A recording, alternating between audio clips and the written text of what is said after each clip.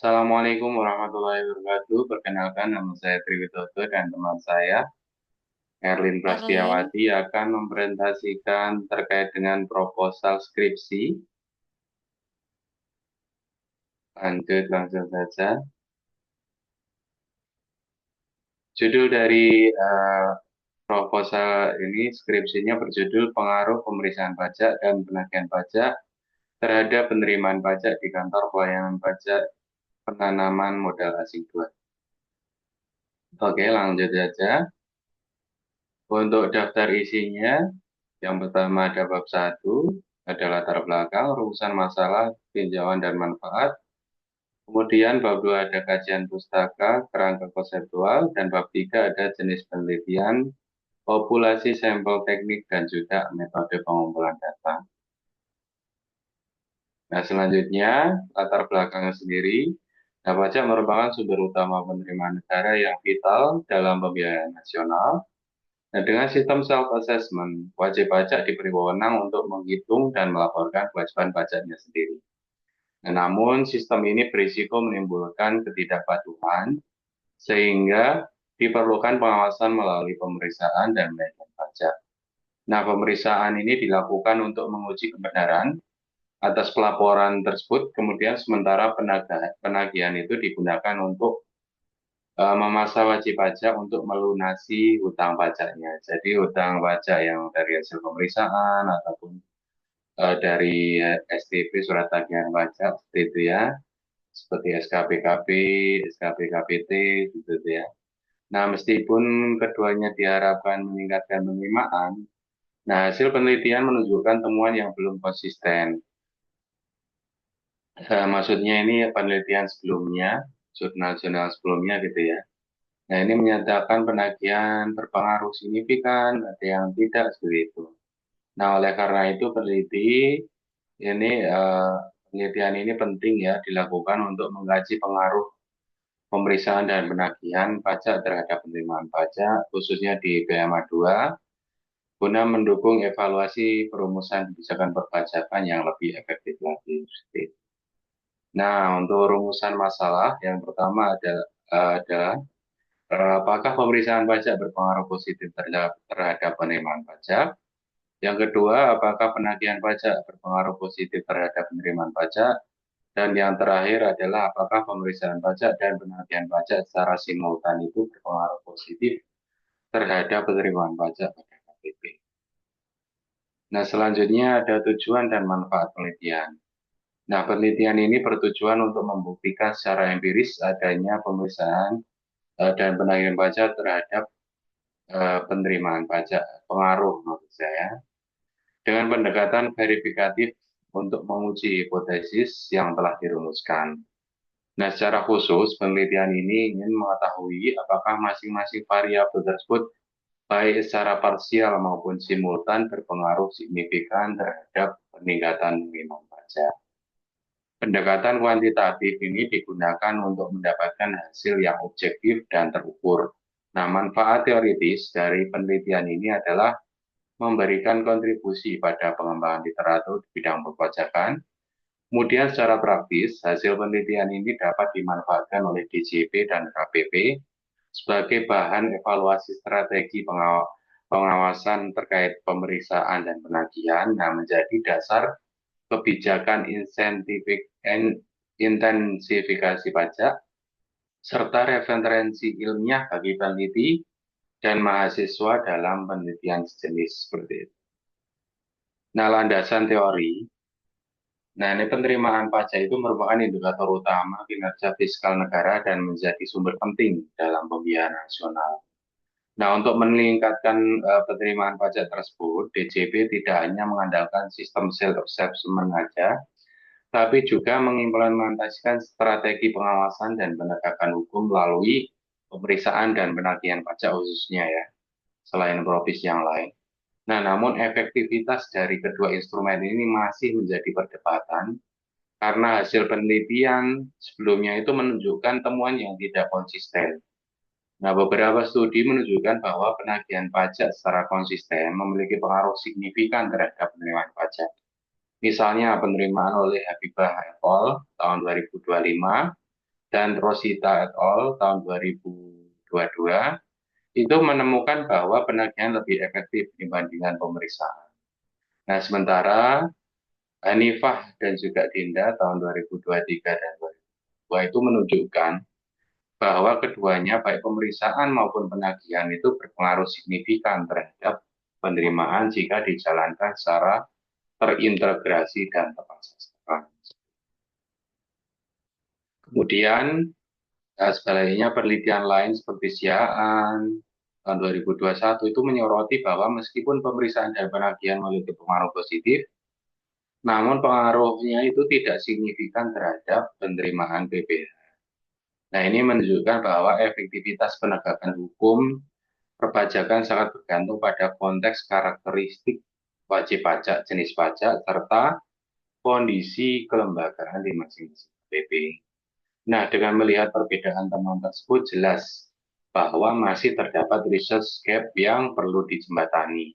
Nah, oleh karena itu, penelitian itu penting dilakukan untuk menguji kembali pengaruh pemeriksaan dan penerimaan pajak terhadap penerimaan pajak dalam konteks KPP tertentu, khususnya pada periode 2022 sampai dengan 2024, yang mencerminkan fase pemulihan pasca pandemi dan masa transisi yang menuju digitalisasi sistem perpajakan.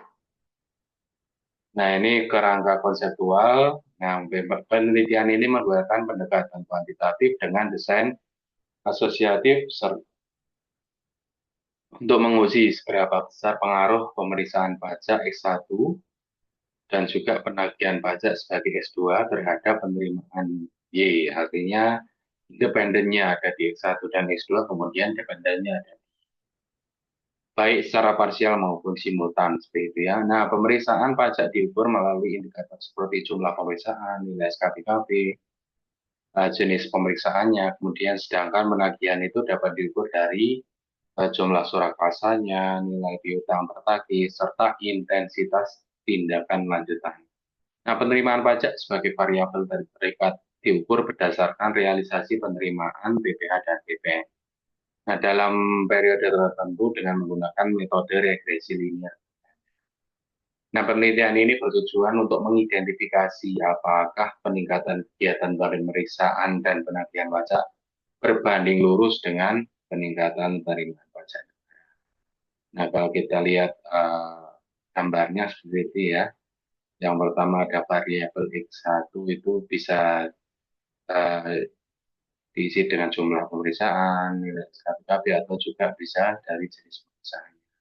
Kemudian untuk penagihan pajak bisa dari jumlah surat paksa yang terbit, nilai piutang tertagih, atau intensitas tindakan lain. Nah, sedangkan untuk variabel Y itu bisa realisasi atas seluruh pajak atau beberapa jenis pajak dan juga berperiode. Nah, selanjutnya akan dijelaskan oleh teman saya, Erlin. Silakan untuk dapat melanjutkan presentasi. Ya, baik. Selanjutnya ada bab 3 tentang populasi, sampel, dan teknik sampling.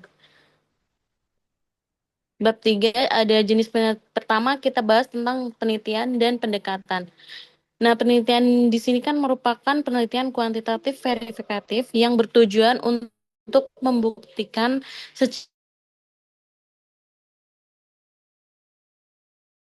secara empiris pajak. Penelitian ini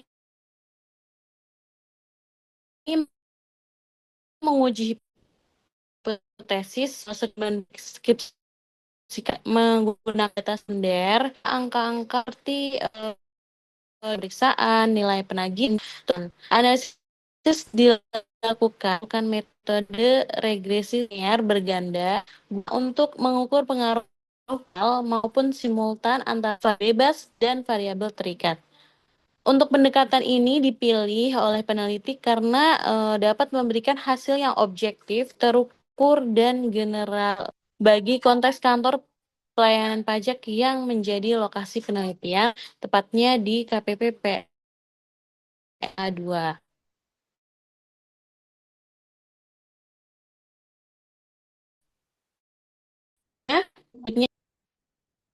Selanjutnya,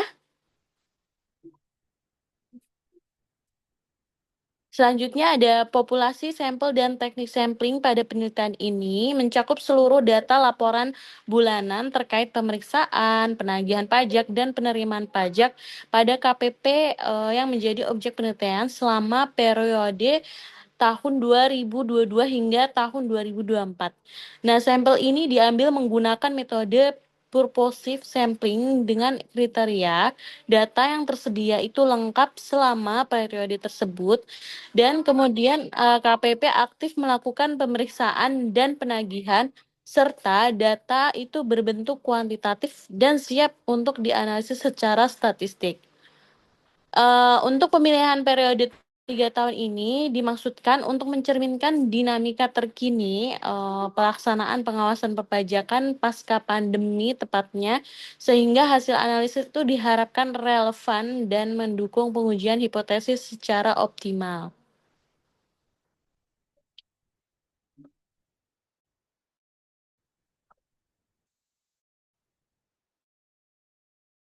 Bab 3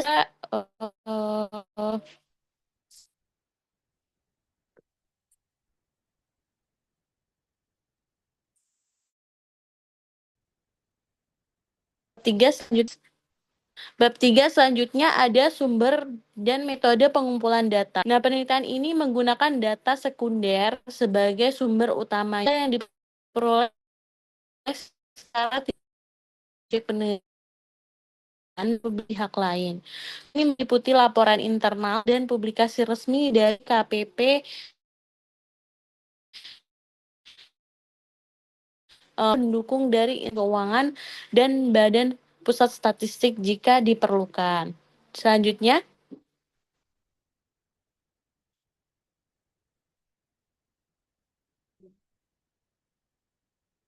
selanjutnya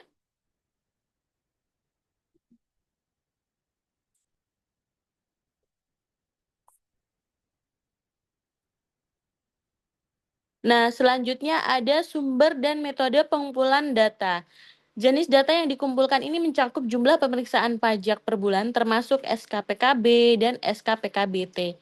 Jumlah surat paksa atau tindakan penagihan yang diterbitkan, ada juga realisasi penerimaan pajak seperti PPh, PPN, dan jenis lainnya.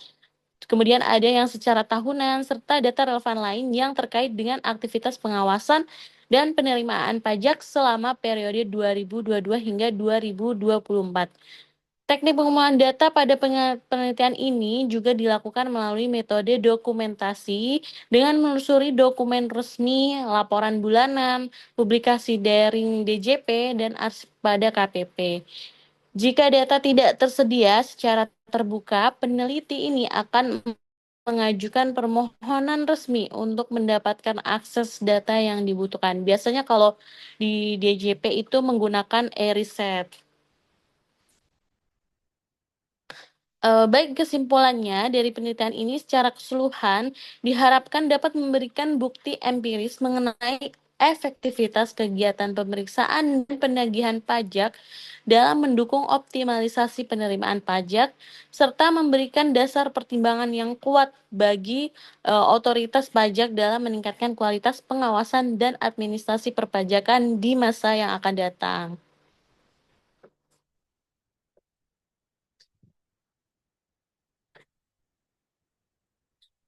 Nah, berikut ini ada daftar pustaka dari penelitian yang peneliti susun.